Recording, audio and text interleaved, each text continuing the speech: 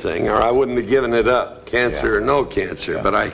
Rumors about John Wayne's personal life persisted for decades. The truth was known to his secretary. She witnessed firsthand the cover-ups, the lies, and the affairs. However, she remained silent until 1983. She published her candid memoir at that time. There were rumors concerning Wayne's racist remarks, his cowardly war record, and confessions that destroyed his pristine image, and his violent latter years. The man on film was not at all like America's cowboy hero. The reality was much more unsettling than anyone had anticipated. The story of John Wayne started outside of Hollywood. On May 26, 1907, Marion Robert Morrison was born in Winterset, Iowa, weighing an incredible 13 pounds. Clyde Morrison, his father, was a pharmacist and former collegiate football player. However, young Marion's life wasn't simple.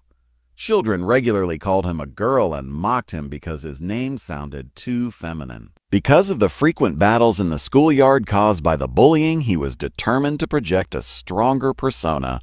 Marianne even changed his middle name to Michael after the death of his younger brother Robert, seemingly in an attempt to reinvent himself. Later, the youngster who detested his name would appear on cinema as the epitome of tough masculinity. His new identity was heavily influenced by a dog. Marion became enamored with his enormous Airedale Terrier after the family relocated to Glendale, California in 1916. Together, they strolled past the neighborhood fire station and everywhere else. The youngster and dog were given the names Little Duke and Big Duke by the firefighters, and the names stuck. People quickly forgot his true name because the nickname grew so natural. He was only identified as Duke Morrison when he received his first film credit in 1929. The identity that would accompany a boy into history was derived by his relationship with his dog.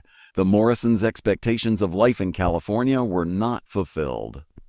Their savings were depleted, and the family was left all but bankrupt after their attempt to manage a ranch in the Mojave Desert failed. Marion delivered his father's medication as a way to help, and manning street corners to sell newspapers. He learned the value of hard effort and the dread of financial instability as a result of the suffering. His determination to pursue a career in Hollywood would be fueled by those teachings. His initial dream was football, not acting. He played as a 6'4" lineman at the University of Southern California by 1925 after earning a scholarship there. However, he was body surfing one afternoon at the beach when a wave struck him hard in the sand, dislocating his shoulder. Despite his best efforts, the injury hindered his ability to play. Eventually, his scholarship was taken away from him. He couldn't pay for school without it. After being forced to leave, he took a summer work in the prop department at Fox Films, which would unintentionally put him on the road to fame. Everything was quickly altered by an odd relationship. Hollywood's most well-known cowboy actor, Tom Mix, wanted to attend USC football games. Marion could obtain them, and used his connections to get him a job as a prop boy and sporadic extra in exchange. Although it was a straightforward exchange, it put him in a studio that would influence his destiny. 2 generations of cowboy heroes were linked by that simple favor, with Mix unwittingly assisting his prospective successor. However, Hollywood did not embrace him. He got the lead in the big-budget movie The Big Trail in 1930. Although executives felt his name, Marion Morrison, was inappropriate for a hero, the studio thought he was the ideal pioneer type. They changed his name to John Wayne without consulting him. He initially thought the name was uninspired and boring after Anthony Wayne was rejected because it sounded too Italian, but he was left with no other option. That choice, which was decided in a studio office without consulting him, gave rise to the renowned name. The movie was a complete failure. Filmed in a brand new widescreen format that nearly no theaters could display, it was a huge failure and cost millions of dollars. The studio fired Wayne and labeled him box office poison. He was confined to low-budget westerns, sometimes referred to as poverty row movies, for almost 10 years. Between 1930 and 1939, he produced more than 70 of them, frequently for as low as $75 per week. In order to conserve money, he occasionally slept in the studio and ate whatever leftovers he could find. Because he was unable to carry a tune, his singing voice was even dubbed in certain films, such as the ones in which he sang Sandy. He was humiliated by the experience of seeing other performers, like Gary Cooper, become well-known while he was confined to unmemorable parts. Most of Hollywood believed John Wayne had gone insane when he chose to cast him in Stagecoach. Executives were looking for Gary Cooper, not a little-known actor who had spent nearly 10 years making cheesy westerns on Poverty Row. Wayne wasn't even certain he was worthy of the part. Wayne recommended Lloyd Nolan to play the lead when Ford requested. "Duke, can't you play it?" Ford remarked, glancing at him. For Ford, it was a risk that appeared to be career suicide. However, it ended up being one of the best bets ever made in movie history. Wayne's life was completely transformed by Stagecoach. He had been working on forgettable movies that no one remembered till then, making just enough money to get by. However, Ford was able to make use of him. In order to help viewers relate to Wayne's quiet confidence and inherent charisma, he filmed him in ways that made him appear larger than life. Wayne's transformation from a struggling performer to Hollywood royalty happened overnight. Ford was accurate when he said the movie would make him famous. For the next 25 years, Wayne dominated the box office and remained one of the biggest performers for longer than nearly any other person in film history. His reputation only grew during the war years. Wayne stayed at home and was categorized as 4F due to prior injuries and family responsibilities while other men served overseas. Nevertheless, he portrayed the soldier in movies such as They Were Expendable, Flying Tigers, and The Fighting Seabees. People who had read about his battles in the news flocked to the theaters to watch him fight. It was a startling contradiction. Despite never having stepped foot on a battlefield, Wayne rose to become the nation's favorite combat hero. He became one of Hollywood's most lucrative celebrities as a result of his achievement. In 1962, he starred in The Longest Day, which earned over $50 million or more than $500 million today, thanks to his performance. For his performance as Sergeant Stryker in Sands of Iwo Jima, Wayne was finally nominated for an Academy Award in 1950. He proved he could do more than just stand tall in the saddle with a performance that was full of heart and guts. His depth shocked the critics, and many thought he would win the Oscar. Despite receiving 4 nominations, Wayne's film failed to win an award, and Broderick Crawford took home the prize instead. Some speculated that his outspoken politics lost him the victory, and the setback plagued him for decades. He didn't win his Oscar for True Grit until 1970, 20 years later. Like his career, Wayne's personal life was equally eventful. He had a notorious affair with Marlene Dietrich in the early 1940s, among Hollywood's most glamorous women. Despite being married, they continued their relationship in such an open manner that insiders referred to it as Hollywood's worst-kept secret.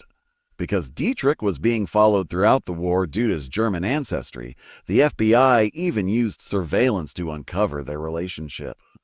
Wayne later acknowledged that she was one of the most intriguing ladies he had ever met, notwithstanding the rumors. Josephine Cienci, his wife, was particularly hurt by the affair. A pious Catholic from a well-known household, his serial infidelity crushed her. She even requested that priests visit their house and address Wayne's actions. Wayne would frequently storm out of the altercation, angry by the meddling. Despite the divorce that ultimately terminated their marriage, Josephine never lost faith in him. For over 30 years, she prayed daily for his conversion, a prayer that Wayne's conversion to Catholicism on his deathbed ultimately answered. Long-running rumors also said that Wayne and Maureen O'Hara, his fiery red-haired co-star in a number of movies, had a close romantic relationship. According to friends, they had an affair for years and frequently met in secret at Wayne's property in Arizona. Many people thought O'Hara was the one woman Wayne really loved, but never married since she was independent and strong-willed. She was the one lady who could match him in energy and strength, even his son acknowledged. O'Hara was reported to have gone into a severe despair after Wayne's death in 1979, mourning not only a co-worker, but someone who had meant much more to her. Wayne kept changing on screen. His portrayal of a fierce, frequently ruthless cattle magnate who was prepared to kill anyone who defied him in Red River in 1948 startled viewers. Even John Ford said that until that performance, he was unaware of Wayne's capacity for such great acting. The movie was hailed for portraying Wayne as more than a one-dimensional hero, and it went on to become one of the most acclaimed westerns ever produced. The Searchers, released in 1956, was the next movie that took Wayne to a darker level. He portrayed Ethan Edwards, a resentful bigot who was obsessed with finding his niece who had been abducted. It was a very unnerving position, portraying Wayne as a hero who was almost as dangerous as the people he hunted because of his devotion and wrath. The film's unvarnished portrayal of prejudice and the brutal origins of America's westward expansion was later hailed by critics. Although it was startling to watch America's favorite cowboy portray such a gruesome role at the time, it demonstrated Wayne's willingness to take chances and made a significant impact on movie history. John Wayne's heroic persona on screen was very different from his real-world life. Scandal, heartache, and decisions that would haunt him and the women closest to him were all part of his personal life. He wed Esperanza Diaz Ceballos Bauer, a stunning Mexican actress who went by Chata in the 1940s. She had previously starred in Spanish-language movies, but she also had a history that Hollywood rumored about. Chata's fierce temper and heavy drinking quickly turned their home into a battlefield. He was born into a family connected to Mexico's darker underbelly. To make matters worse, her mother even moved in with them. Arguments frequently spilled into the public eye during the 8-year marriage. When Wayne learned that she was having an affair with Nicky Hilton, the heir to the Hilton fortune and the first husband of Elizabeth Taylor, everything fell apart. While Wayne was away filming, Hilton had been staying at their house, and what started out as hospitality turned into treachery. After Chata left with a sizable settlement, the ensuing divorce turned into one of Hollywood's most acrimonious scandals, almost driving Wayne to bankruptcy. Chata died of a heart attack at the age of 40, never able to shake the shadow of her past. Wayne began dating the stunning Peruvian actress Pilar Pally even before the ink on his divorce papers was dry. While he was still legally bound to Chata, they started dating covertly. Wayne was worried about the harm a scandal may do to his carefully cultivated reputation as America's noble cowboy when Pilar got pregnant. In violation of both of their Catholic beliefs, he coerced her into terminating the pregnancy. Pilar was sad after the abortion. She spent a large portion of their marriage in a profound despair. She gradually crumbled under the weight of her guilt and the loneliness of being uprooted all the time to follow Wayne's career. One night during one of Wayne's film shootings in Louisiana, her sorrow reached a horrifying crescendo. She took significantly more sleeping tablets than was recommended since she was too tired to sleep. She experienced acute hallucinations from the overdose that caused her to lose her sense of reality. She tried to kill herself with a razor blade while she was in that vulnerable state. Although she was spared when crew members discovered her bleeding in her trailer, the tragedy served as a graphic reminder of how far she had fallen. Wayne decided to continue filming rather than hurrying to her side and halting his profession. While he stayed behind to complete the film, he made arrangements for nurses to transport Pilar back to California. He represented strength and family values to the outside world. Behind the scenes, he was a man who prioritized his career over everything, including the welfare of his wife. Throughout their 19-year marriage, Pilar's work before family pattern persisted, leaving her with wounds that would never go away. Wayne's darker legacy extended beyond his personal issues. His career decisions also resulted in unimaginable disasters. The casting was already viewed as a fiasco when he insisted on portraying Genghis Khan in the movie The Conqueror. The performance was nearly comical due to his Western mannerisms and American drawl. The location of the film's shooting, however, was the true horror. Near the Nevada test site where the U.S. government had conducted extensive nuclear bomb tests, the group worked for months in the Utah desert. Officials told them the land was safe at the time. No, it wasn't. Radioactive fallout filled the air and land. A Geiger counter was brought to the set one day. The gadget crackled furiously when Wayne held it up, indicating that the radiation levels were dangerously high. Filming went on since the actors and staff were unaware of the danger. To make things worse, tons of the tainted sand were transported to Hollywood studios for indoor sequences by producer Howard Hughes. That choice exposed many more people after the Utah filming was over.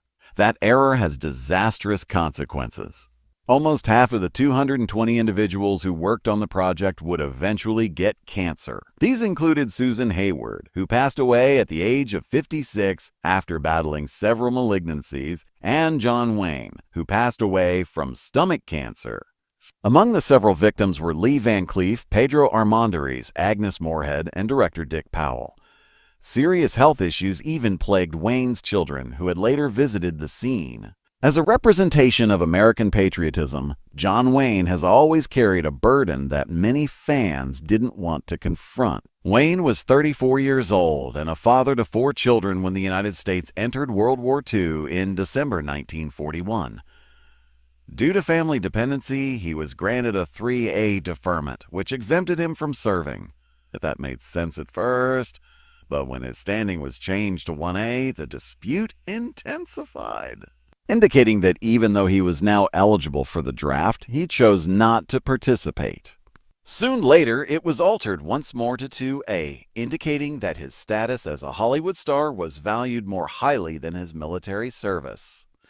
This was unfair to veterans who left their homes and jobs to fight abroad. The resentment only grew because Wayne was appearing in war pictures at the very same time, playing the kind of hero he refused to be in real life.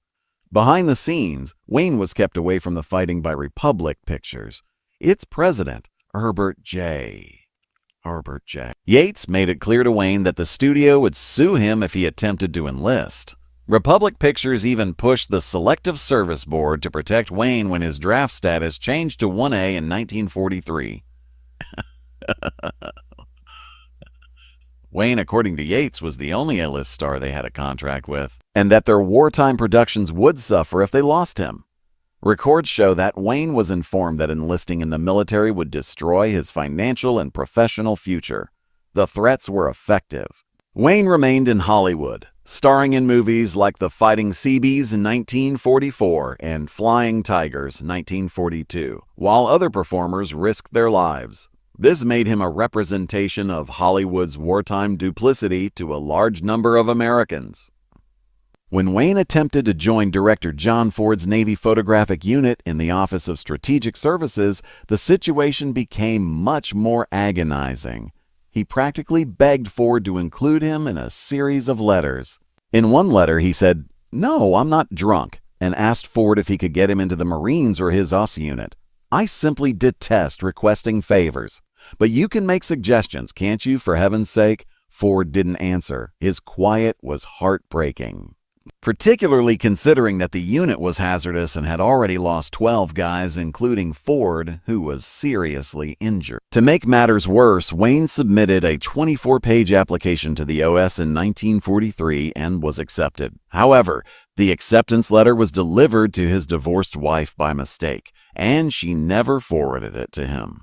Some feel this error robbed him of atonement, but detractors argue he could have tried more. Later, Ford made fun of him on film sets, telling him that he became wealthy while others perished. Wayne never lost the burden of not serving.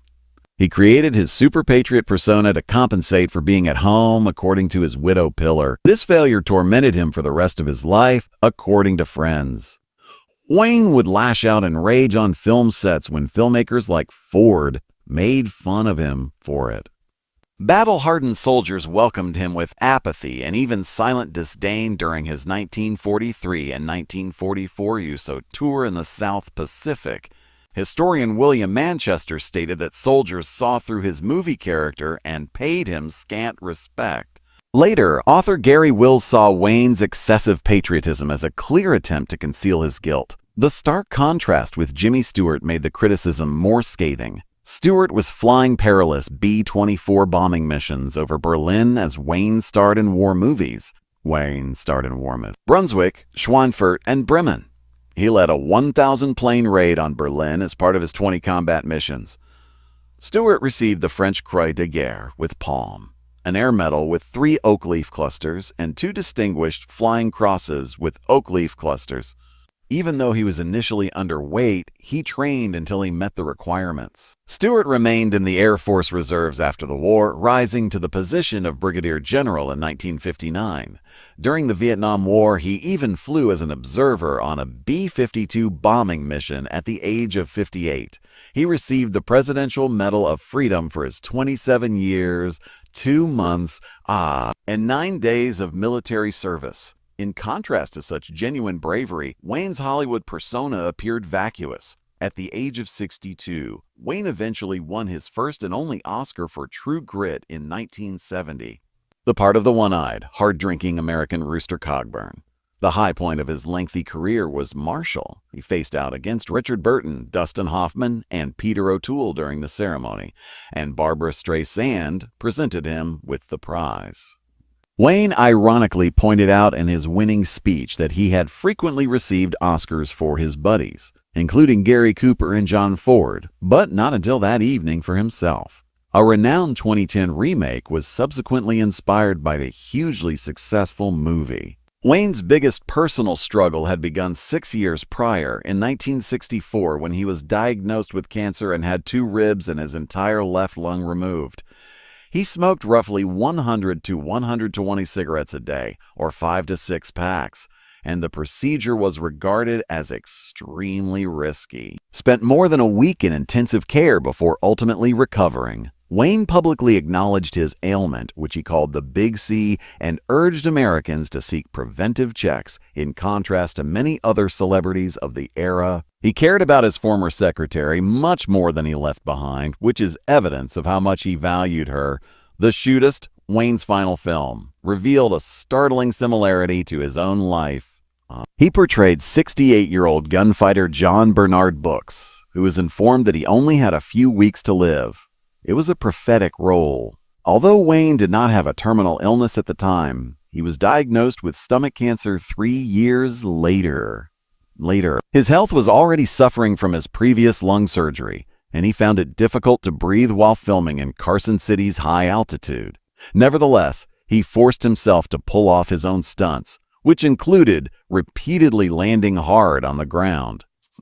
He even resisted the director's request to have his character shot in the back, claiming he had never done it in a movie and that he wasn't ready to begin. He said goodbye to the screen with the film. Soon later, Art was confronted by life in the most agonizing manner. Wayne started to transform in ways that shocked everyone around him as his sickness worsened. Pat Stacy, who was there for him during those trying times, later acknowledged that the illness made him less affectionate and more prone to rage. The public's favorite quiet and endearing person occasionally had unexpected outbursts that startled his friends and family. She claimed that he snapped at those who mattered most because he couldn't bear to watch the world disappear. It was a devastating metamorphosis of his own soul, not merely suffering or annoyance. Wayne begged Pat to assist him in taking his own life during one of his darkest periods. He stared at her at UCLA Medical Center in excruciating pain and requested his Smith & Wesson revolver, stating that he wanted to take his own life. She was devastated by the request. Both she and his son Patrick declined. It was an indication of how terrible his pain had gotten and how the reality of his disease had wrecked the strong, unwavering persona he had created on television. Little daily hardships turned into conflicts. When Wayne's body refused to accept something as basic as Great Nut cereal, Pat recounted instances in which he threw the box across the room in frustration. After yet another unsuccessful attempt, the tapioca pudding that was selected for its gentleness wound up on the hospital floor. These incidents served as heartbreaking reminders that the guy who had previously appeared to be unstoppable was losing his dignity and becoming incapable of managing even the most fundamental aspects of life. She was aware that fear was just as much the source of his anger as frustration, and she watched helplessly as he grew more frail every day. However, there were lovely moments even during those last days. Wayne shocked everyone by eventually becoming a Catholic 2 days before he passed away. He had referred to himself as a cardiac Catholic and had joked for years that he would do it in the end. He finally accepted the church he had long put off joining with the assistance of a local archbishop. Life had always been too busy, according to his family, who later revealed that he regretted not doing it sooner. He was surrounded by family on June 11, 1979, the day of his death, asked if he knew who she was, leaning in close. "Of course I know who you are," he said, his eyes clear and his voice calm. "My girl is you. I cherish you." He would say those final words. The world lost one of its most enduring stars when, hours later, he fell into a sleep from which he would never awaken. Pat published her love tale memoir, Duke, 4 years later. Intimate aspects of Wayne's final years, including his health issues and the emotional pain he attempted to conceal from the public, were disclosed in the book. Readers were captivated to her account's unvarnished honesty, despite others criticizing it for being overly direct. She verified reports of his affairs, his suffering, and even the contentious allegation that his illness was caused by filming the Conqueror close to nuclear locations. Although the memoir revealed the depth of his humanity, it also depicted a guy who was far from the impenetrable hero that admirers had envisioned. His agony gave rise to a legacy that still benefits people today. To honor him in the battle against the illness that took his life, the John Wayne Cancer Institute was established in 1981. The institute went on to make significant strides, publishing research, teaching physicians, and creating novel medicines that have saved lives all around the world. Wayne's ultimate battle was not in vain, since what started out as a memorial to a fallen star evolved into a force for healing and optimism.